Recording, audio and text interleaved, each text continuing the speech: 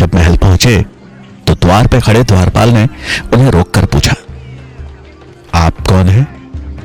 चाणक्य ने उस द्वारपाल की ओर देखते हुए कहा, मैं तक्षशिला का आचार्य चाणक्य हूं। एक अति आवश्यक कार्य के लिए मेरा राजा धनानंद से मिलना जरूरी है। यह सुन द्वारपाल ने उनसे बड़ी विनम्रता से कहा, अभी महाराज व्यस्त हैं, आप यहीं प्रतीक्षा करिए, मैं महाराज को संदेश भिजवाता हूं। यह सुन चाणक्य वहीं पास में एक स्थान देखकर बैठ गए और राजा के संदेश मिलने की प्रतीक्षा करने लगे। उन्हें प्रतीक्षा करते करते शाम हो गई। वो जब भी द्वारपाल से राजा के बारे में पूछते तो उसका एक ही जवाब होता कि अभी राजा व्यस्त है। चाणक्य को समझ में आ गया कि अब सीधे हाथ से घी नहीं निकलने वाला, उंगली टेढ़ी करनी ही पड़ेगी। थोड़ी देर बाद उनकी नजर कुछ रसोइयों पर पड़ी जो कि महल के पीछे वाले रास्ते से अंदर जा रहे थे। चाणक्य को उनका मौका मिल गया था। उन्होंने अपना भेष बदला और उन रसोइयों की टोली में शामिल हो महल के अंदर प्रवेश कर गए। लेकिन राज दरबार तक पहुंचना अभी भी आसान नहीं दिख रहा था, क्योंकि अंदर एक द्वार पर खड़े कुछ सैनिकों ने सबसे आगे चल रहे रसोइयों को रोककर पूछा, कितने लोग हैं आज? उसने जवाब दिया, आज भी 10 लोग हैं। यह सुन एक सैनिक ने गिनती शुरू कर दी कि तभी चाणक्य का दिमाग तेजी से चलना शुरू हुआ। उन्हें जल्दी उपाय ढूंढना था, नहीं तो वो पकड़े जाते। जिस तीव्रता से उनका दिमाग चल रहा था उसी तेजी से उनकी नजरें भी घूम रही थी। इधर सैनिक की गिनती 6 तक पहुंच चुकी थी। तभी चाणक्य की नजर सामने रखे फूलदान पर पड़ी और उन्होंने चालाकी से उस फूलदान को गिरा दिया। ये देख कतार में खड़े रसोइये उस फूलदान को उठाने के लिए एक साथ झुंड में हो गए। सैनिक की गिनती बीच में रुक गई और इसी मौके का फायदा उठा चाणक्य ने वहां से अपना रास्ता बदल लिया और निकल गए राज दरबार की खोज में। वो एक जगह रुक वापस अपने भेष में आए और कुछ ही देर में वो राज दरबार के अंदर थे। लेकिन ये क्या, राज दरबार में कोई राजसभा नहीं, बल्कि बाहर से आई सुंदरियों का नृत्य चल रहा था। धनानंद नशे में चूर सुंदरियों के नृत्य का आनंद ले रहा था। अचानक उसकी नजर मैली धोती पहने ब्राह्मण पर पड़ी और वो गुस्से में बोला, कौन हो तुम? अंदर कैसे आए? नृत्य वहीं रुक गया। चाणक्य ने अपने हाथ जोड़ बड़े शांत भाव से कहा, प्रणाम महाराज, मैं तक्षशिला का आचार्य चाणक्य हूं। धनानंद को चाणक्य का यूं आना अच्छा नहीं लगा, लेकिन उसने अपना गुस्सा शांत करते हुए थोड़ा नरम भाव से कहा, प्रणाम आचार्य, पर ऐसी क्या वजह थी जो आप बिना बताए अंदर आ गए? चाणक्य बोले, मैंने द्वारपाल को संदेश दिया था। लेकिन तभी उनकी बात को काटते हुए धनानंद ने कहा, तो अगर द्वारपाल ना बोलेगा तो आप ऐसे बिना बताए चोरों की तरह चले आएंगे अंदर? कहां गई आपकी शिक्षा? चाणक्य गंभीर भाव से बोले, इस अपराध के लिए क्षमा महाराज, लेकिन मेरा आपसे मिलना अत्यंत आवश्यक था। धनानंद ने अपने आसन पर ही बैठते हुए कहा, ऐसी भी क्या बात करनी है आपको जो आप थोड़ी प्रतीक्षा भी नहीं कर सके?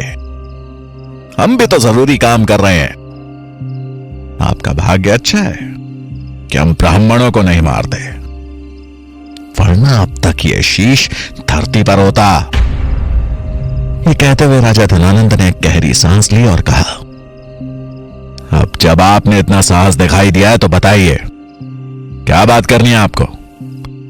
चाणक्य चिंतित भाव से बोले, गांधार के राजा आंबी ने मैसेडोनिया के सम्राट सिकंदर के सामने आत्मसमर्पण कर दिया है। अब सिकंदर कभी भी भारत पहुंच सकता है। उसको रोकने के लिए हमें अखंड भारत का निर्माण करना होगा और मैं इसी विषय पर चर्चा करने आया हूं महाराज। तभी धनानंद ने चाणक्य को अपने पास आने का इशारा करते हुए कहा, आपको चर्चा करनी है ना, तो यहां पास में आकर कीजिए चर्चा। चाणक्य असमंजस में थे, लेकिन राजा की आज्ञा का पालन कर पहुंच गए उनके पास। चाणक्य के पास आते ही धनानंद ने कहा, अपने घुटनों पे बैठ जाइए।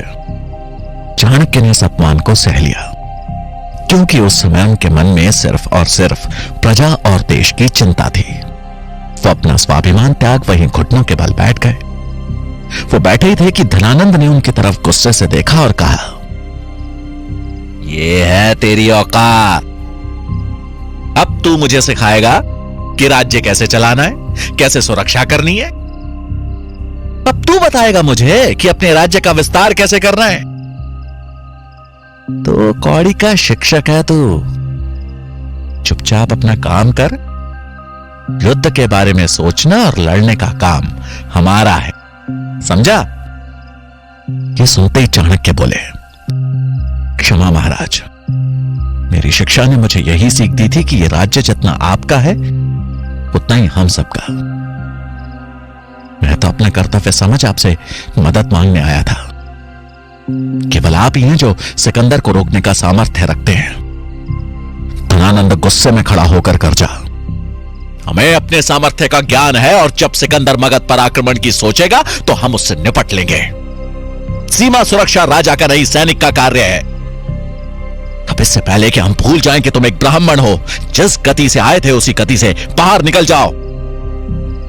चाणक्य ये अपमान सह नहीं पाए और धनानंद की आंखों में आंखें डालकर बोले,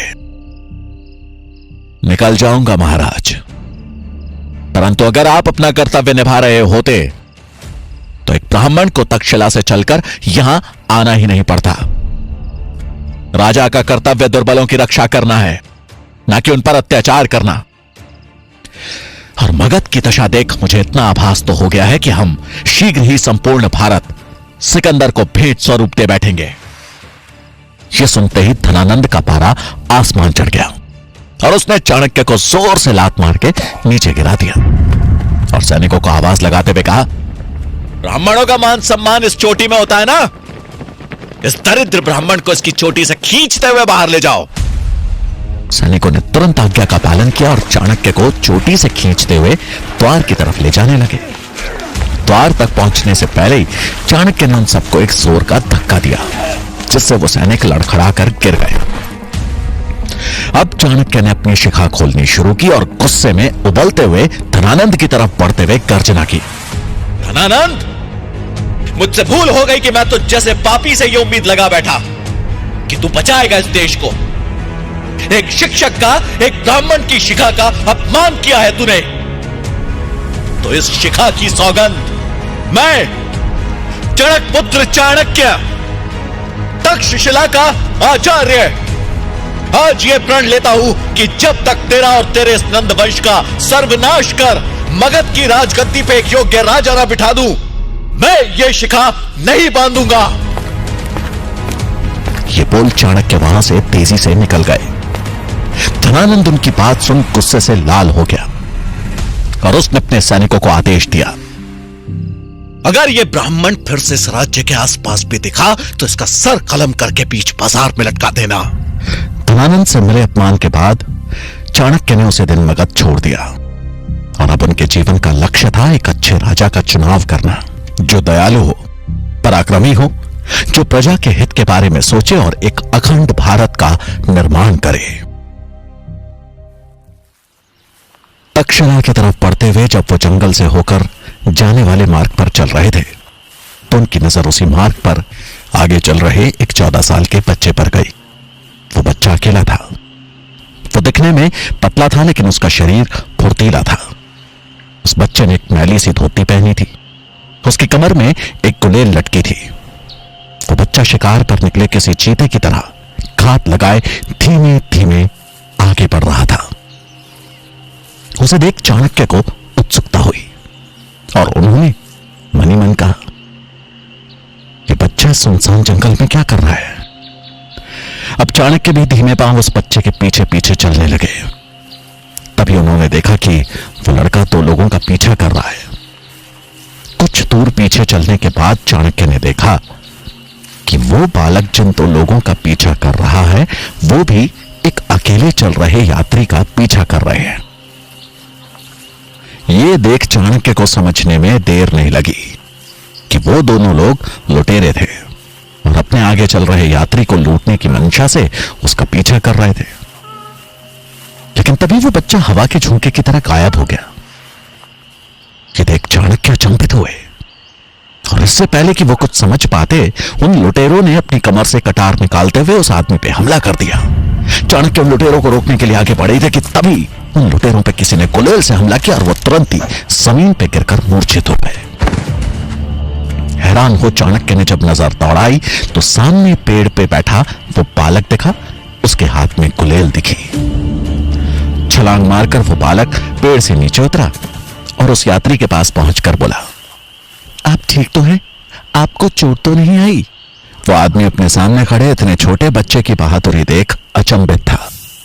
उसने उस बच्चे का धन्यवाद करते हुए कहा, तुमने मुझे सही समय पर इनसे बचा लिया, नहीं तो आज मेरी जान ही चली जाती। उसकी बात सुन वो बच्चा बोला, अरे नहीं, वो आपको जान से नहीं मारते, वो तो बस लूटपाट करके चले जाते।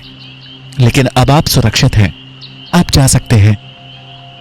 उस यात्री ने अपना सामान समेटा और आगे बढ़ गया। चाणक्य वहीं खड़े हो सब देख और सुन रहे थे और फिर उनकी नजर उन लुटेरों पे गई जो अभी भी जमीन पर मूर्छित पड़े थे। बच्चे की नजर जब चाणक्य से मिली तो उसने उनके चेहरे के भाव को पढ़ते हुए तुरंत कहा, आप चिंता मत कीजिए, इन्हें कुछ नहीं हुआ है, थोड़े समय बाद ये उठ जाएंगे, पर तब तक वो यात्री दूर पहुंच चुका होगा। ये बोलकर वो बच्चा जाने लगा तो चाणक्य ने उससे पूछा, तुम्हें कैसे पता कि इन्हें कुछ नहीं हुआ? बच्चा बोला, क्योंकि मैंने उन्हें ऐसी जगह मारा है जिससे वो सिर्फ मूर्छित हुए हैं, उनको कहीं चोट नहीं लगी है। उसने फिर उन लुटेरों की तरफ देखते हुए कहा, ये लोग भी विवश हैं, पर इसका मतलब ये तो नहीं कि चोरी करें। मेरे लिए वो यात्री और ये दोनों समान हैं। चाणक्य उस छोटे से बच्चे की बात सुन के मंत्रमुग्ध हो गए और बोले, क्या नाम है तुम्हारा? बच्चे ने उत्तर दिया, चंद्रगुप्त। चाणक्य ने बच्चे के सिर पे हाथ रखा और मन ही मन बोले, मगध का भविष्य दिख रहा है मुझे। एक राजा में दया और वीरता का संतुलन होना चाहिए। मनुष्य को उसकी प्रकृति के अनुसार पहचानने की नजर होनी चाहिए, तभी वो न्याय कर सकने में सक्षम होता है। धनानंद, तू राजा का कर्तव्य ही नहीं भूला, बल्कि अपने अहंकार में मगध की मिट्टी को भी कलंकित कर चुका है। लेकिन आज और अभी से इस कलंक को मिटाने की प्रक्रिया शुरू हो चुकी है।